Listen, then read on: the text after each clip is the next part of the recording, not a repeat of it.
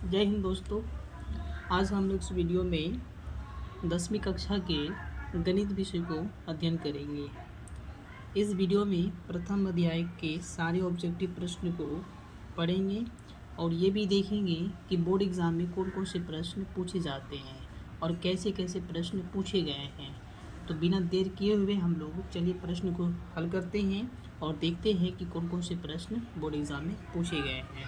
तो सबसे पहला प्रश्न अगर हम लोग पढ़ने हैं तो पहला प्रश्न लिखा हुआ है कि दो लगातार संख्याओं का मोसो है। अगर हम इन संख्याओं का मोसो निकालने के लिए जाएंगे तो सबसे पहले हमें दो लगातार संख्याएं को मानना पड़ेगा। 10 और 11 हम ले लेते हैं। 10 11 हमारी लगातार संख्या हैं। इन संख्याओं का मोसो निकालेंगे तो 10 से हम 11 में भाग लगाएंगे। 10 से 11 में भाग लगाएंगे तो एक बार में ये भाग लगेगा, इसका शेष 1 बचेगा। फिर वापस 1 से 10 में भाग लगाएंगे तो हम ये कहेंगे एक बार में ये कट गया। उसके बाद 0 को लिखेंगे, 0 लिखने के बाद ये 0 में कट जाएगा तो ये पूरा पूरी 1 से ये विभाज्य हो जा रहा है। अगर ये 1 से पूरा पूरी विभाज्य हो जा रहा है तो हम ये कह सकते हैं कि दो लगातार संख्याओं को जो मोसो होता है 1 होता है। ये प्रश्न 2021 और 2020 के प्रथम पाली में पूछे गए हैं। अगला प्रश्न को पढ़ेंगे तो लिखा हुआ है निम्नलिखित में कौन सी अभाज्य संख्या है। अगर हम अभाज्य संख्या के बारे में थोड़ा सा सीखें तो हम ये कह सकते हैं कि अभाज्य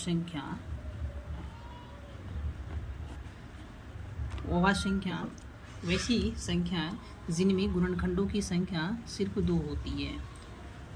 अभाज्य संख्या का मतलब ये हो गया कि जिनमें सिर्फ गुणनखंडों की संख्या 2 होती है। या हम ये भी कह सकते हैं जो 1 से और स्वयं अपने आप से विभाज्य होती हो। जो 1 से और स्वयं अपने आप से विभाज्य होती है उसे हम अभाज्य संख्या कहते हैं। तो चलिए पता करते हैं कि कौन कौन सी ऐसी संख्या है या कौन सी संख्या है जो 1 से और स्वयं अपने से विभाज्य होती है।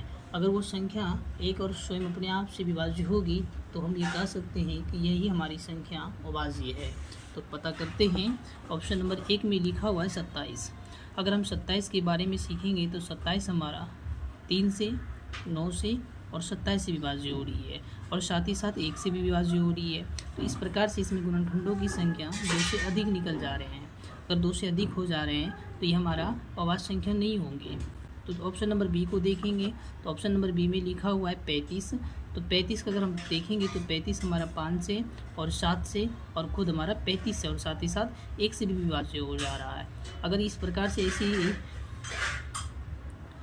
1 से हो जा रहा है तो हम ये भी कह सकते हैं ये 35 भी हमारा अभाज्य संख्या नहीं है।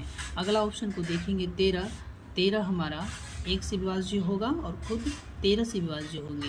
अभाज्य संख्या ये सीखे थे कि जो 1 से और स्वयं अपने आप से विभाज्य होंगे तो हमारी अभाज्य संख्या कहलाएंगे। इस प्रकार से हम कह सकते हैं कि हमारा 13 जो है ऑप्शन नंबर सी ही हमारा अभाज्य संख्या है, जिसे 2021 के बोर्ड एग्जाम में पूछे गए हैं।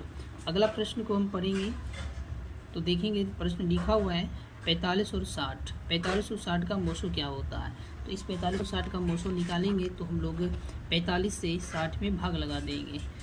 अगर 45 से 60 में भाग लगाएंगे तो 45 से का 45 एक बार में भाग लग जाएगा, जिनका शेष हमारा नीचे 15 बचेंगे। अब 15 से फिर वापस हम 45 में भाग लगाएंगे। 15 किया फिर ये 3 बार में 45 कट जाएगा तो हम लोग यहाँ कह सकते हैं कि ये पूरा पूरी किससे विभाज्य हो गई, 15 से हो गई। अगर ये 15 से विभाज्य हो गए तो यही हमारा मोसो कहलाएगा।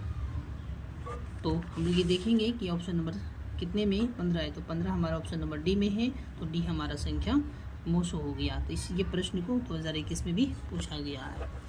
तो अगला प्रश्न को देखेंगे लिखा हुआ 156 के अभाज्य गुणनखंडों में 2 के घातांक क्या होते हैं। जैसा कि हम लोग 156 का अभाज्य गुणनखंड करेंगे फर्स्ट क्लास पहले, तो 156 के अभाज्य गुणनखंड को करने के लिए जाएंगे तो सबसे पहले हम कहेंगे 2 से भाग लगाएं।